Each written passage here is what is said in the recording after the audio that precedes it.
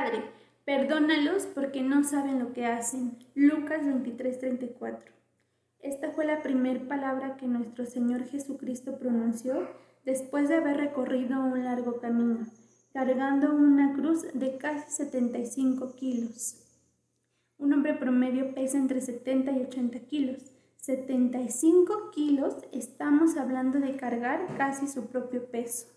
Fue desnudado y atado a una columna de pared, golpeado con un látigo llamado flagelo, instrumento el cual en las correas tiene pequeñas esferas de plomo y huesos de cordero.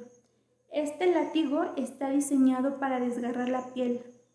Las venas de las víctimas quedaban al descubierto junto con los músculos y los intestinos totalmente expuestos. Humillado, desangrado hasta los huesos, abatido, con calambres, sufriendo sed y hambre, burlado por sus agresores. Pero Jesús no se defendió y su único clamor fue: perdónalos. Puedo ver toda la ternura y amor en este acto con la que Jesucristo nos ve. Él pidió el perdón que nosotros no habríamos podido expresar. Solo Él tiene la cualidad de perdonador por excelencia.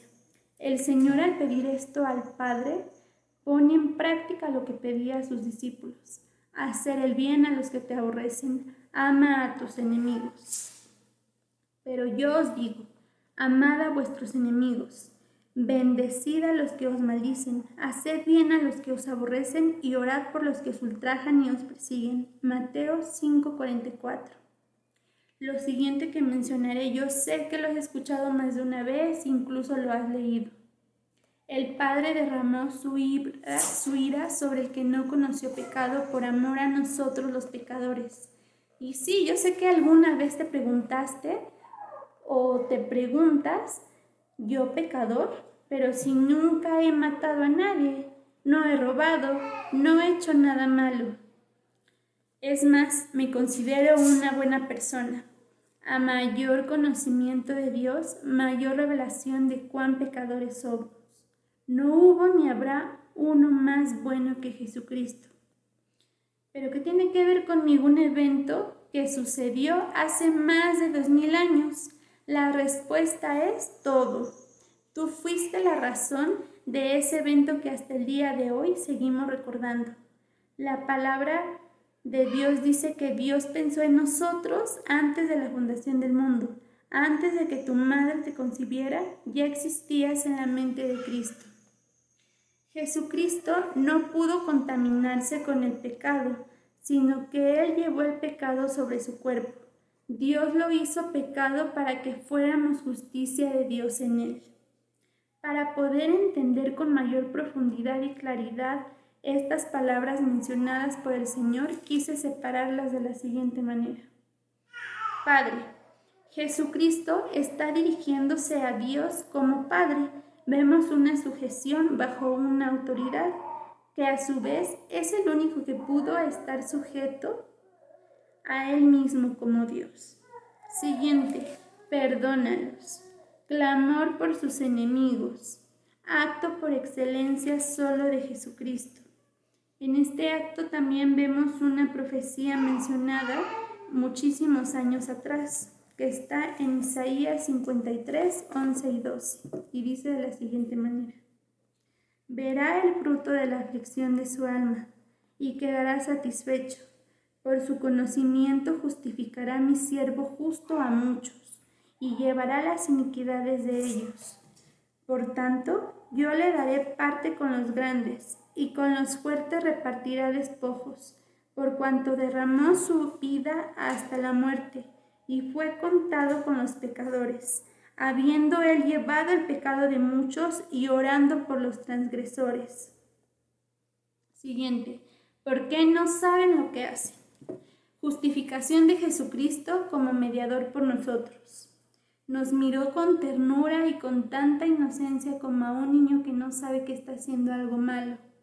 Hay de dos: el hombre que no se cree pecador y el hombre que cree que su pecado no puede ser perdonado.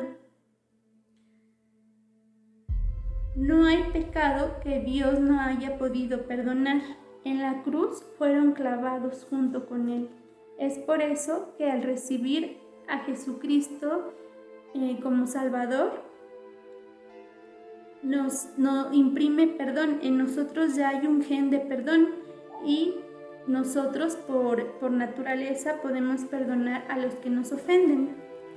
Pedro le preguntó a Jesús, ¿cuántas veces hay que perdonar? Y Jesús le respondió, 70 veces 7, lo cual quiere decir todas las veces que sea necesario. Y 7 veces al día pecare contra ti, y 7 veces al día volviere a ti diciendo, me arrepiento, perdónale. Lucas 17:4. Parece fácil perdonar a quien pide perdón, pero ¿qué pasa con quien no lo hace? Dios nos dice de la misma manera, perdónale. Padre, perdónanos porque aún sabiendo que hacemos mal, nos atrevemos a menospreciar ese perdón que tú nos has dado y la salvación que no merecíamos, pero que nos diste.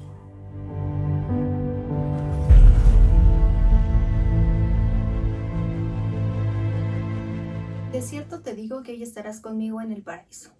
¡Wow! Esta es una promesa que nuestro Señor Jesús le hizo a un ladrón. Cuando nuestro Señor Jesús fue llevado a la cruz por los soldados romanos, juntamente con él fueron crucificados 2 ladrones, los cuales le injuriaban todo el tiempo. Es decir, le hacían comentarios inapropiados, le lanzaban indirectas y lo agredían. Es que ellos no tenían ni idea de lo que estaba por acontecer en ese momento. No sabían que la persona que estaba siendo crucificado juntamente con ellos era el Salvador del mundo, estaba siendo sacrificado por toda la humanidad. Acompáñenme por favor a la Biblia en Marcos 15 del 29 al 32. Y los que paseaban le injuriaban, meneando la cabeza y diciendo, va, tú que derribas el templo de Dios y en 3 días lo reedificas, sálvate a ti mismo y desciende de la cruz. De esta manera, también los principales sacerdotes, escarneciendo, se decían unos a otros, ¿a otro salvó y a sí mismo no se puede salvar? El Cristo, Rey de Israel, descienda ahora de la cruz, para que veamos y creamos. También los que estaban crucificados con él le injuriaban. Este es un claro ejemplo, hermanos, de que los ladrones son un claro ejemplo de la humanidad, ¿no? Porque por un lado están aquellos que creen y aquellos que no lo creen, aquellos que deciden ir con Jesús y aquellos que lo van a negar por toda su vida, ¿no? Porque no entienden lo que tenía que suceder. Pero algo muy importante sucedió en este momento, justo unas horas antes de que uno de ellos perdiera la vida, recibió un cambio radical. Su entendimiento se transformó y por lo tanto su corazón fue otro, fue dispuesto. Él entendió perfectamente que la persona que estaba siendo crucificada con él, que era el Señor Jesús, no solamente estaba entregando la vida por él, sino por toda la humanidad.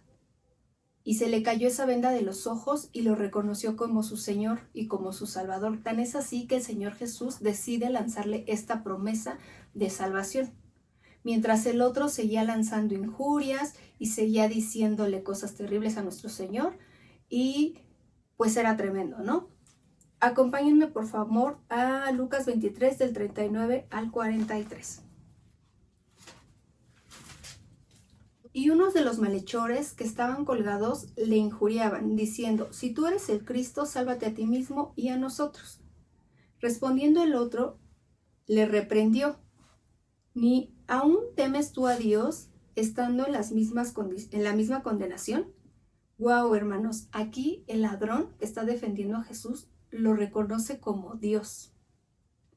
Nosotros, a la verdad, juntamente padecemos porque recibimos lo que merecieron nuestros hechos, mas ningún mal hizo.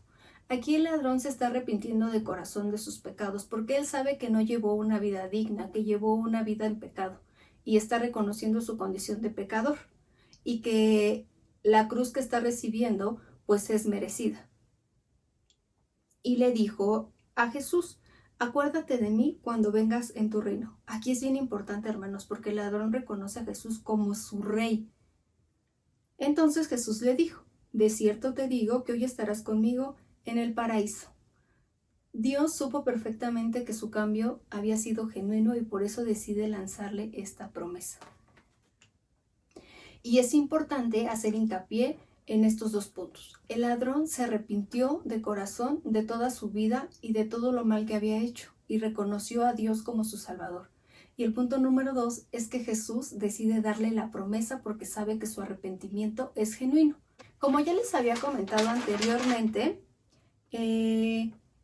los dos ladrones son el claro ejemplo de la humanidad. Aquí están los dos puntos a seguir, los que quieren ir con el Señor Jesús y los que definitivamente no quieren saber nada de Él. Sin embargo, nuestro Señor Jesús no quiere que nadie se pierda, por eso es que esta promesa es extensiva, es lanzada para todo aquel que en Él quiera creer y que quiera aprovechar el pase de la vida eterna. Y este es un gesto muy bonito. Solamente uno de ellos logró recibirla.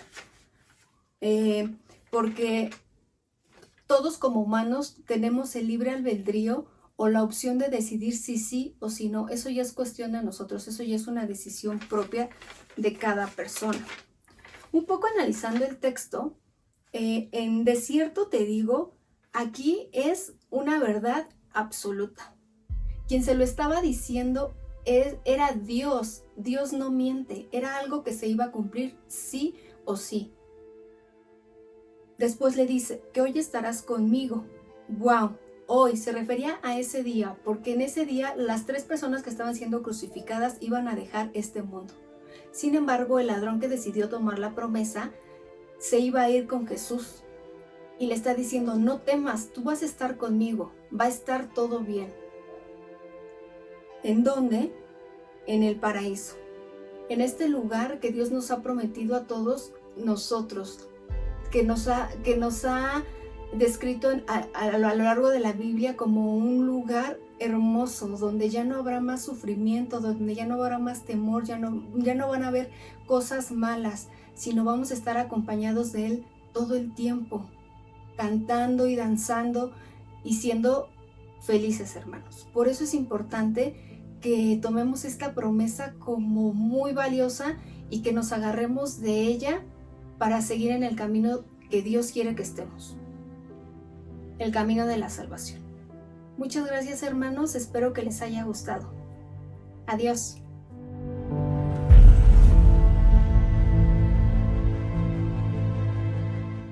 Hola, buenas noches, hermanos. Es un gran privilegio poderles saludar por este medio nuevamente y poder hablarles en estos tiempos de nuestro Señor Jesucristo. A mí me tocó la tercera palabra que nuestro Señor Jesucristo dijo en la cruz. Sabemos que las palabras que las personas dicen cuando están a punto de morir son muy importantes, cuanto más las de nuestro Señor Jesucristo, porque siempre fue con un mensaje con propósito para los tiempos en que se estaba viviendo en ese día, los tiempos que estamos viviendo ahorita y los tiempos, por supuesto, que han de venir.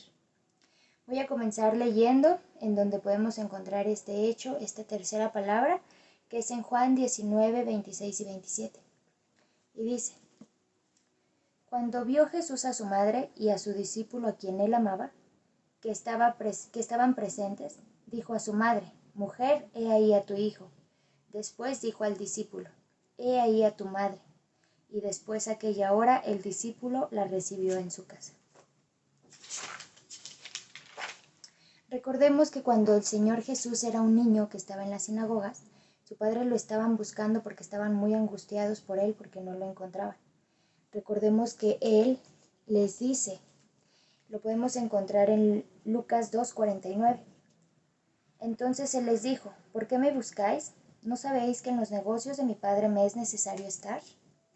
Mas ellos no entendieron estas palabras que él les habló, y descendió con ellos y volvió a Nazaret, y estaba sujeto a ellos. Y su madre guardaba todas estas cosas en su corazón. Pareciera que nuestro Señor Jesucristo estaba desobedeciendo a sus padres, pero no. Él sabía que él era hijo de Dios y cuál era su llamado y su propósito. Y sin embargo, él no deshonró a sus padres terrenales y regresó con ellos. Aquí mismo podemos ver que dice que descendió con ellos y regresó con ellos a Nazaret. Sabemos que ellos no entendían las palabras que nuestro Señor Jesucristo les quería decir. Pero dice, su madre María atesoró y guardó todas estas palabras y hechos en su corazón. Incluso María reconoce a nuestro Señor Jesucristo como su Señor. Y lo podemos ver también en Lucas 1:46 y 47 y dice, entonces María dijo, agradece mi alma al Señor, y mi espíritu se regocija en Dios mi Salvador. Ahí lo está reconociendo como su Salvador. Aquí María está honrando a nuestro Señor Jesucristo como su Señor. Lo está reconociendo.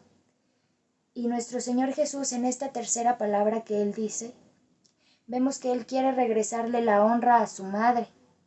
Porque Cristo sabemos que es 100% Dios, pero también fue 100% hombre. Y quería asegurarse del cuidado de ella, honrándola. El Señor Jesús estableció la familia, sabemos que a Él le gusta la unidad, sabemos que a Él le gusta que nos amemos, que nos cuidemos, incluso cuando alguien está pasando un tiempo de dificultad, no nada más nos manda a proveer dinero, sino también nos manda a proveer tiempo, un abrazo, nuestra amistad, palabras, tiempo, y a nuestros padres, honrarlos, así como nuestro Señor Jesucristo honró a su Madre María. ¿Qué podemos hacer en estos tiempos para nosotros demostrarles y mostrarles nuestro amor a nuestra familia? Siguiendo el ejemplo del apóstol Juan, el apóstol que él elige para que cuidara a su madre. María fue más que una madre para Jesús, fue una gran mujer. Es la mujer que supo vivir sin pecado, por eso fue elegida por Dios. Ella nunca ocupó el lugar que no debería. Ella es el ejemplo de sabiduría. Como vieron, estoy queriendo explicarles primero lo de María, la importancia que el Señor Jesús quería dejarnos el mensaje con María, por qué eligió a María, por qué eligió a Juan, y ahora les voy a explicar lo de Juan. Y yo me hice una pregunta, ¿por qué el Señor Jesús eligió a Juan y no a otro apóstol?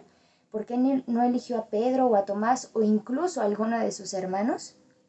Sabemos que el apóstol Juan experimentó el amor de Dios de una forma muy especial, llamándose a sí mismo el discípulo amado. ¿Y por qué el discípulo amado?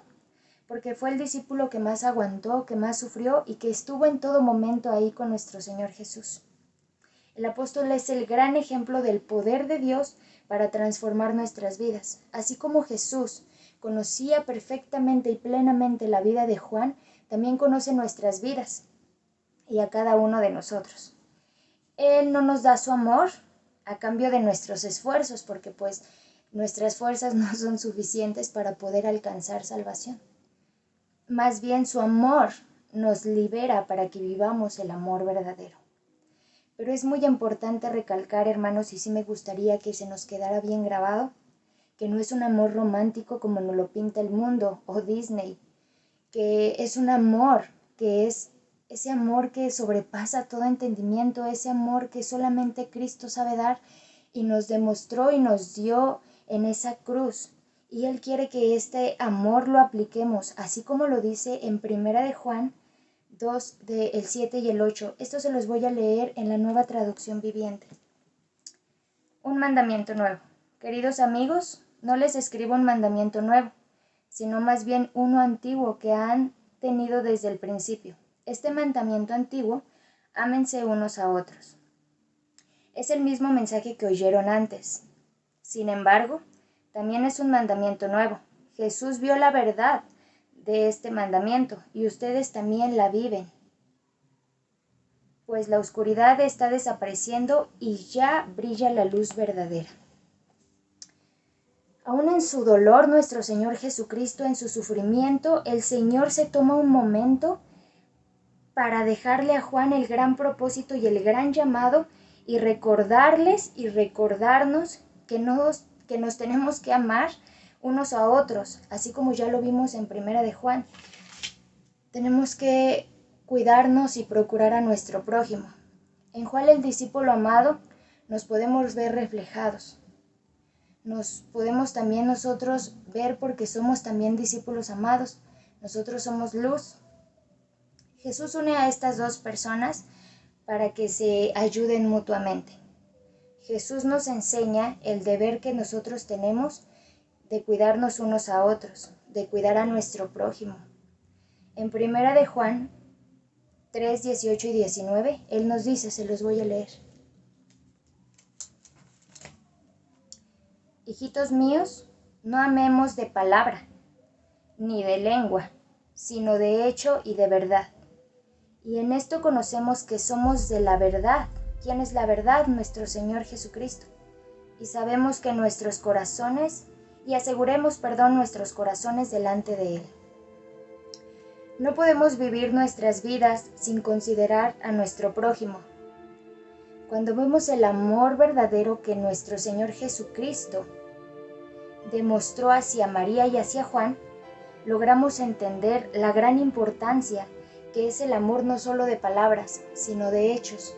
El amor que Él nos da, el amor que Él nos pone como ejemplo, ese gran propósito. Por eso eligió estas dos personas, porque sabía que Juan era el apóstol amado, el apóstol que iba a poder transmitir el mensaje de la manera correcta, porque como ya lo estamos viendo, ya lo vimos, Él fue ejemplo, Él vivió con nuestro Señor Jesucristo, de primera mano vio ese amor y Él quiso dejarle este propósito, esta enseñanza a Juan y a María, que nos amemos nosotros en esos tiempos y en estos tiempos que estamos viviendo. Amémonos, hermanos, amémonos unos a otros, así como el Señor nos amó a nosotros.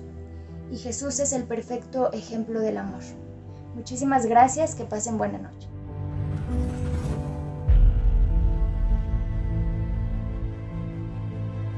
Que vayamos al libro de Mateo, capítulo 27, versículo 46. La palabra de Dios dice así: cerca de la hora novena, Jesús clamó a gran voz diciendo: Elí, Elí, lama sabactani. Esto es: Dios mío, ¿por qué me has desamparado? En algunas otras versiones bíblicas se puede leer esta última parte del versículo como: Dios mío, ¿por qué me has abandonado? De la primera lectura de este versículo es evidente la separación entre el Padre y el Hijo. A mí me gusta traducirlo como Dios abandonado por Dios. Sé que suena un tanto confuso, pero espero que más adelante podamos entenderlo. Primeramente me gustaría que nos imaginemos la vida sin Dios. Para mí resulta un tanto imposible poder hacerlo. Nosotros sabemos que Dios es el autor de toda la creación. Gracias a Él es que los planetas giran en su propia órbita, que tenemos el día y la noche, que nosotros podemos respirar. Es decir, Él es el autor de toda la creación. Él tiene el control sobre todo. Pero es en este momento de la crucifixión donde nuestro Señor Jesucristo no solo está padeciendo el dolor físico de esa cruz, sino que por primera vez está sintiendo la separación con su Padre. Jesús es el único que sabe y sabrá qué es lo que es la vida sin Dios. Vayamos al principio de todo esto. Jesús, Hijo de Dios, con todos sus atributos divinos, descendió del cielo a la tierra tomando forma de siervo. Él nunca cometió pecado, pero dice la Escritura en 2 Corintios 5:21 que por nosotros fue hecho pecado. Al que no conoció pecado, por nosotros le hizo pecado. Jesucristo conocía su asignación y su propósito en esta tierra. Él conocía la palabra de Dios. Sabía que el profeta Isaías ya había hablado de él como varón de dolores. Conocía paso a paso el plan de Dios. Él sabía que su sangre había de ser vertida en esa cruz para que nosotros tuviésemos la comunión con el Padre. Jesucristo en ningún momento se lamentó ni se arrepintió, sino por amor a nosotros, por amor a su Padre y por obediencia a Él, es que continuó con el plan de Dios. Aun cuando había sido golpeado, cuando se habían burlado de Él, cuando le había sido clavada una corona de espinas, Jesucristo sabía que Él era el único digno de tener y tomar ese lugar, porque como dice 1 Corintios 15:21, porque por cuanto la muerte entró por un hombre, también por un hombre la resurrección de los muertos. Jesucristo sabía que Él era el justo por los injustos. No se retractó porque conocía el plan perfecto de nuestro Dios. Mateo 27:45, un versículo anterior al que ya leímos, nos relata que hubo 3 horas de oscuridad. Y es aquí cuando viene la explicación del por qué existe la separación del Padre y del Hijo. Esta oscuridad se puede traducir como el momento en el que se está llevando a cabo el juicio venidero contra el pecado. En esas notas oscuras, el infierno llegó al Calvario. Muchas de las veces nosotros nos tomamos con ligereza el pecado, no le damos la seriedad que tiene. A pesar de que ya hemos entendido y comprendido lo que es el pecado, no le damos la seriedad. Pero es en este momento donde se materializa y donde no hay mejor ejemplo de que nuestro Dios aborrece el pecado. En este momento Dios nos muestra que Él se toma en serio el pecado, que no va a tolerar el pecado en su presencia porque Él es un Dios santo. Y como el Señor Jesucristo está llevando nuestras culpas, nuestros pecados en esa cruz, es por ello que se tiene que separar de su Hijo. En estos momentos de la crucifixión, en esta escena que acabamos de leer, realmente hubo un abandono del Padre hacia su Hijo. La pregunta que realiza el Señor Jesucristo al decir, ¿por qué me has desamparado?, realmente no es una pregunta que esté buscando una respuesta. Esta es un clamor, es una expresión de su desolación por el abandono de su Padre. Igualmente es en este momento, en el peor momento, donde también se están cumpliendo las Escrituras. Es decir, Dios mío, ¿por qué me has desamparado?, ya había sido escrito en el Salmo 22:1 por el rey David. Se estaba cumpliendo la Escritura de manera total. Nosotros sabemos que la ruina del hombre viene a través del pecado, porque el pecado nos separa de Dios, y apartados de Dios, nada podemos hacer. Por eso, a Dios le costó su Hijo el unir y arreglar la comunión con nosotros. Gracias a ese desamparo de Dios en este momento a Jesucristo en la cruz, es que nosotros somos amparados. Gracias a esa desunión del Padre con su Hijo, es que vive nuestra unión. Pudimos ser unidos por medios de lazos de amor. El Señor Jesucristo es el mediador entre Dios y los hombres. Es gracias a Él que se rasgó ese velo y que nosotros podemos entrar en la presencia de Dios. Porque así como en Adán todos mueren, sabemos también que en Cristo todos seremos vivificados. Como dice Efesios 5:8, andemos como hijos de luz, como hijos de Dios. Démosle el valor a esa cruz. Tomémosla con seriedad, no porque sea Semana Santa, porque cada año lo celebremos, le demos esa seriedad nada más en estos días. No, día a día vivamos y démosle el valor a esa crucifixión, a ese sufrimiento, a la paga de nuestro Señor Jesucristo para que nosotros tengamos esa comunión con Dios. Démosle el valor que merece a esa cruz.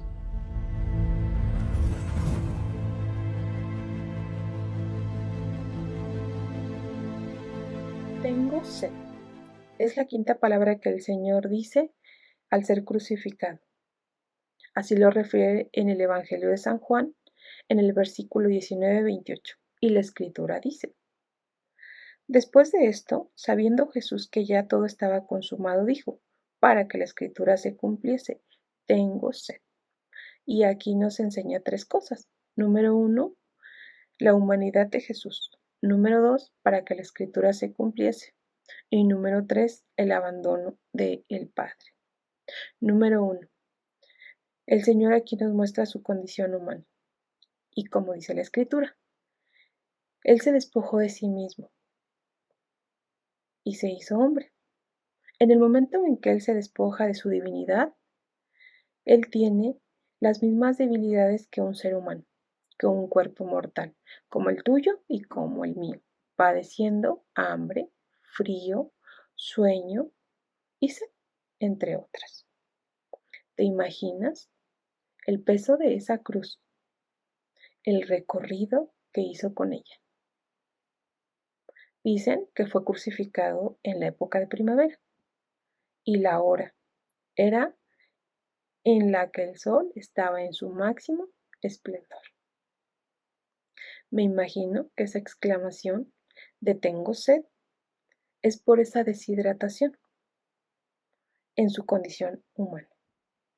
Número 2, para que se cumpliesen las escrituras, para que se cumpliese lo que estaba escrito en el Antiguo Testamento. Para ello refiere al Salmo 22:15 y dice, como un tiesto se ha secado mi vigor y la lengua se me pega al paladar. Me has puesto en el polvo de la muerte. También lo refiere en el Salmo 69:21 y dice, y por comida me dieron hiel, y para mi sed me dieron a beber vinagre.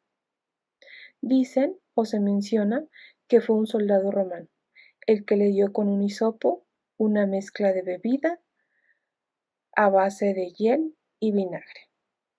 Pero el Señor Jesús en el Evangelio de San Juan menciona que solamente lo probó, porque Él no quería estar dormido, adormecido. Él quería sentir ese dolor y hacer las cosas como se las encomendó su Padre. Número 3. El abandono del Padre. Más que una agonía física, era una agonía espiritual, porque por primera vez desde la eternidad, el Señor Jesús experimentaba el abandono de su Padre. ¿Te imaginas? Número 1. Cargar con todas esas heridas físicas. Después, el peso de todo el pecado del mundo sobre Él, de nuestras transgresiones, de nuestras maldades, y aunado el abandono del Padre. Tengo sed. Era una agonía, porque como sabemos, Dios no puede convivir con el pecado. Es por ello que tuvo que hacer esa separación de su Hijo.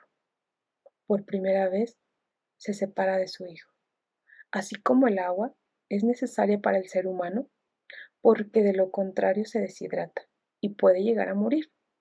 Así también para el hombre es el espíritu, es el tener la conexión con su Creador. Si está lejos, su espíritu se va deshidratando de igual manera y se siente seco y va agonizando. Esta palabra tengo sed hacía referencia a esa separación de su Padre, esa agonía, ese sufrimiento espiritual. Como refiere en San Juan 4:14, el Señor hace una analogía de la agua con la agua de vida y le hace mención a la mujer samaritana. Si tú bebieras de esta agua, nunca más tendrás sed.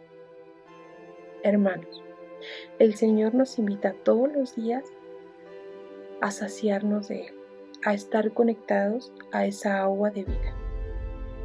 El Señor está sediento de un pueblo que lo ame, que lo desee y que lo ame con todo su corazón.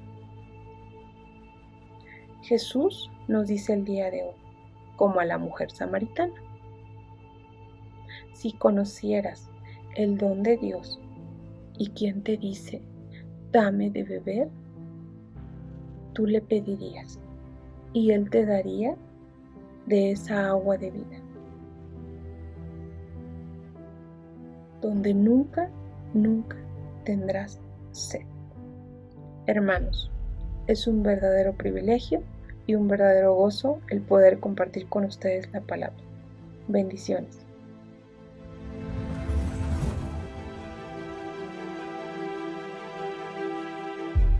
Juan 19:30. Cuando Jesús hubo tomado el vinagre, dijo: consumado es.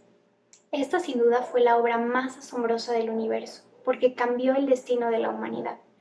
Consumado es viene de la palabra en griego tetelestai, que significa terminado por completo, pagado en su totalidad, un hecho que se completó, que tiene un efecto que dura para siempre.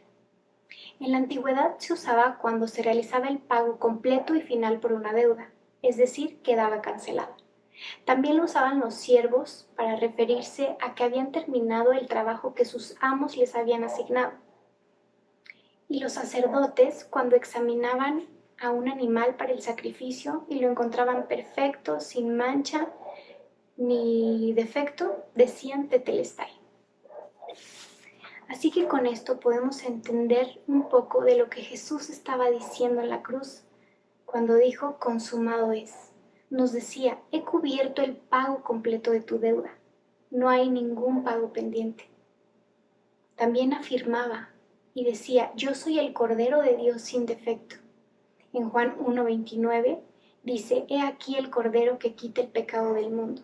El sacrificio perfecto para el perdón de todos los pecados, de los presentes, los pasados y los futuros de toda la humanidad. También en este grito de consumado es, le estaba diciendo a su Padre: he terminado la obra que me mandaste. En Juan 17:4 dice: he acabado la obra que me diste que hiciese. Todas las figuras del Antiguo Testamento se cumplen en la cruz. Moisés el libertador, Aarón el sumo sacerdote, David el rey poderoso que gobierna. Ahora todas esas sombras del Antiguo Testamento se vivifican en Cristo y toman sentido. ¿Qué más fue consumado en la cruz? El cumplimiento de todas las profecías acerca del Mesías, desde su nacimiento hasta su muerte y resurrección. La culminación de todo rito y sacrificio animal por el pecado. Los sacrificios del Antiguo Testamento nunca fueron suficientes, ni podían serlo, porque no podían cambiar el corazón del hombre, así que siempre iba a haber pecado, sacrificios y derramamiento de sangre. Solo un sacrificio podía acabar con ello. Solo el sacrificio de Cristo era suficiente y capaz de cambiar nuestros corazones. Así como dice la Escritura: nos quita el corazón de piedra y ahora nos da uno de carne. Consumado es. La justicia de Dios quedó completamente satisfecha por el infinito valor de la ofrenda. Ahora, en vez de que el fuego consumiera el sacrificio, Cristo, siendo el sacrificio, era el que consumía y extinguía por completo ese fuego que nunca cesaba. No hay un solo sacrificio más por hacer. Ese fuego ya no clama por justicia.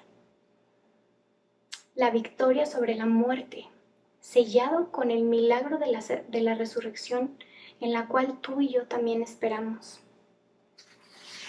En Colosenses 2:14 dice: anulando el acta de los decretos que había contra nosotros, que nos era contraria, quitándola de en medio y clavándola en la cruz.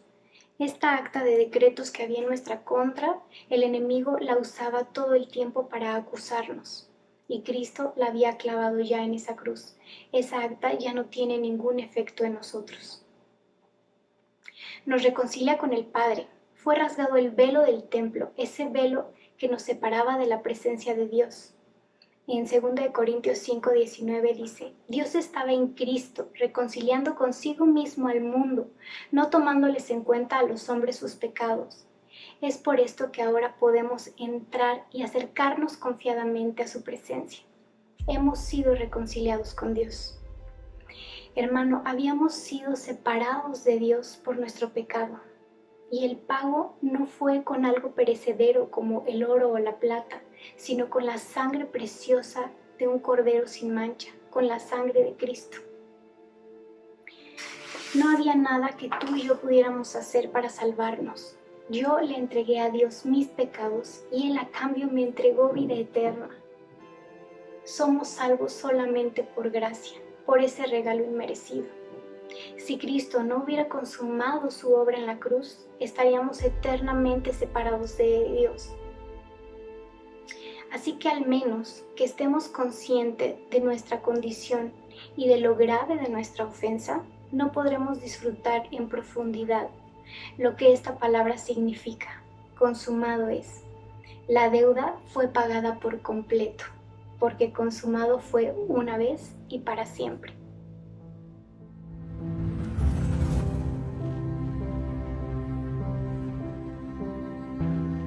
Entonces Jesús clamó a gran voz y dijo: Padre, en tus manos encomiendo mi espíritu. Y después de esto expiró. Lucas 23:46. Antes de comenzar con la explicación de estas últimas palabras que nuestro Señor Jesús expresó en la cruz, quiero que todos estemos en el mismo sentir y que pensemos que ese acto que Él estaba llevando a cabo ha sido el más importante de la historia. ¿Por qué? Porque se estaban cumpliendo todas las profecías que Dios había revelado en el corazón de los hombres hace miles de años atrás, desde Génesis hasta ese día.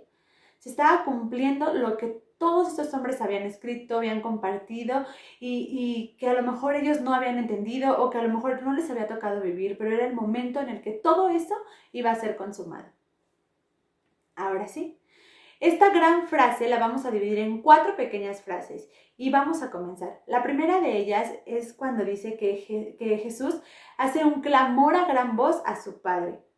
Un clamor a gran voz tiene un significado relevante, porque la Biblia no dice dijo, mencionó, expresó, dice clamó a gran voz, o sea, gritó, Padre, en tus manos encomiendo mi espíritu. ¿Y esto qué quiere decir? No quiere decir que fue un grito de dolor, un grito de miedo, un grito cliché aprendido o como última opción de Padre, te entrego mi espíritu. No, fue un grito de victoria. Él tenía intimidad con el Padre, él sabía que ese era el momento en el que todo iba a ser consumado y él sabía que lo único que podía hacer era entregar a él su espíritu. Era lo único que podía hacer, era lo mejor que podía hacer y era la tarea que tenía que cumplir. Entonces, ese clamor, ese grito a gran voz a su Padre fue un grito de victoria, de ¡wow, Padre, el momento ha llegado! Entonces, entendámoslo de esa manera. Ese es el primer punto de la gran frase. El segundo es cuando Jesús expresa en tus manos. Entendamos que las manos tienen un significado hermoso, significan poder, son sinónimo de poder. Y Jesús lo sabía, y sabía que depositaba en las manos de Dios porque Él tenía el poder para hacer lo que tenía que hacer. Y entonces deposita en Él su confianza, deposita en Él el control sobre todo lo que estaba pasando en ese momento, sobre lo que iba a pasar y sobre lo que ya había pasado, porque Jesús depositó su confianza en Dios todo el tiempo. Él siempre vivió bajo la voluntad de su Padre. Y dentro de esta pequeña frase que es en sus manos, Jesús estaba citando algo que ya estaba escrito, que había escrito el rey David en el Salmo 31:5, que dice: en tu mano encomiendo mi espíritu, tú me has redimido, oh Jehová, Dios de verdad. David ya lo había dicho, ya lo había expresado. Y ahora Jesús estaba expresando lo mismo y estaba rindiendo su voluntad por completo en un acto de obediencia a su Padre. Esto es hermoso. La frase número 3 es: encomiendo mi espíritu. Encomiendo mi espíritu. Encomendar, para entenderlo mejor, les voy a explicar algunos sinónimos y es depositar, encargar, entregar y dar. Y era lo que nuestro Señor Jesús estaba haciendo. Él estaba depositando su confianza, estaba entregando su confianza, estaba entregando su espíritu y estaba dándolo a su Padre.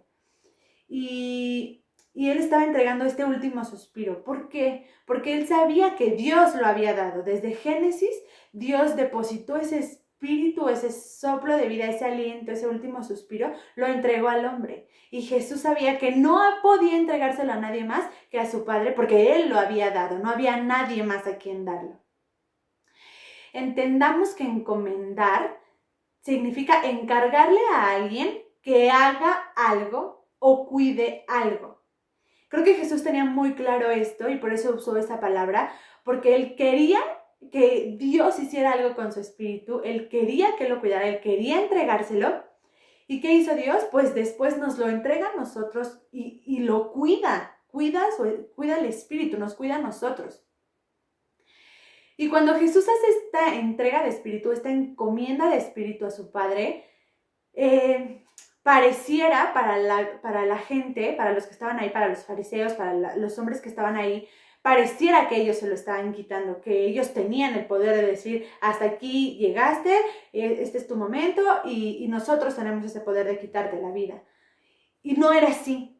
Cuando Jesús expresa esto, cuando Jesús dice, yo encomiendo, yo entrego mi espíritu, está haciendo un acto voluntario. O sea, Él lo entregó. Pero no solo en ese momento. Entendamos que Jesús, toda su vida en la tierra, entregó voluntariamente su vida a Dios. Todo el tiempo vivió bajo la autoridad de su Padre. Y esto también lo vemos en Juan 10:18, que dice, nadie me la quita, sino que yo de mí mismo la pongo. Tengo el poder para ponerla, tengo el poder para volver a tomarla. Este mandamiento lo recibí de mi Padre. O sea, era algo que Dios le había pedido y que Él sabía que podía hacer, que tenía que hacer, entregar en ese momento la vida, el espíritu. Y la número 4 es cuando Jesús expiró, ¿no? Dice que después de haber dicho esas palabras, Él expiró, Él muere. Y en ese momento, se me pone la piel chinita porque creo que es el momento en el que todo fue consumado, en el que se cumplió por completo la obra de Cristo en la tierra. El propósito para el cual Él vino se había cumplido. Y eso es hermoso, saber y tener la confianza de que estamos en manos de un Dios que cumple lo que dijo hace mucho tiempo, o lo que dijo hoy, o lo que está diciendo hoy, es hermoso para nosotros y tiene sentido. Y esta última frase que Jesús menciona en la cruz de Padre, en tus manos encomiendo mi espíritu, deja algunas enseñanzas a mi vida y quiero compartirlas con ustedes. Y la primera de ellas es que esta última frase expresada por Jesús en la cruz debe darnos entendimiento de saber que cuando nosotros estemos, al igual que Él, en una situación adversa, crítica, difícil, podemos poner todo lo que somos en manos de Dios y Él va a obrar. Pero creo que muchas veces todos hemos mencionado esta palabra, en tus manos estoy, en ti creo, en ti confío, en ti. Y creo que las hemos usado porque las hemos aprendido, las hemos escuchado, las hemos aprendido porque somos cristianos. Pero quiero que a partir de hoy, hermanos, entendamos el poder de decir esta palabra, en tus manos encomiendo mi espíritu, mi vida. Tiene un poder tan grande que Jesús lo usó en la cruz.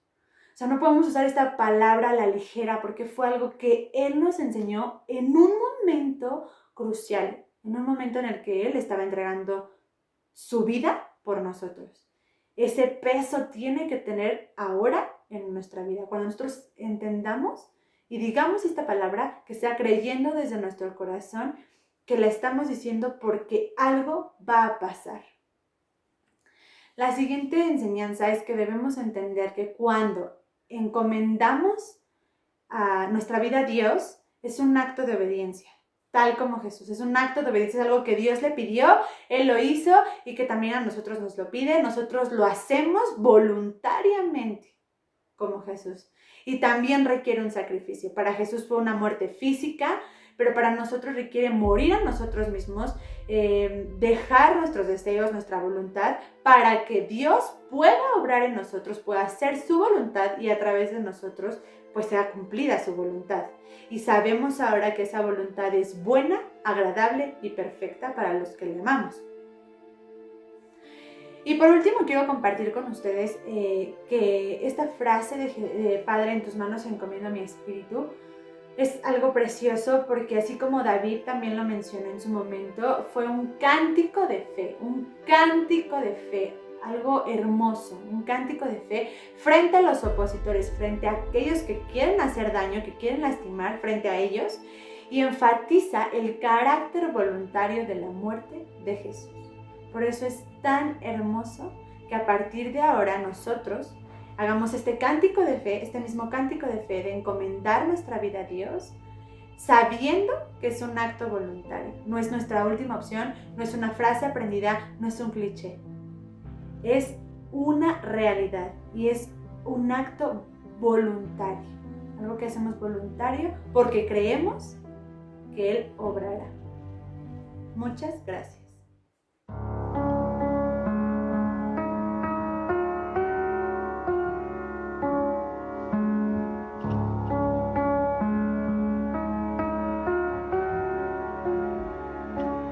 En la oscuridad estaba toda la humanidad, hasta que desde los cielos nos viniste a rescatar. A través de una virgen elegiste tu nacer, y del trono descendiste a un pesebre siendo rey.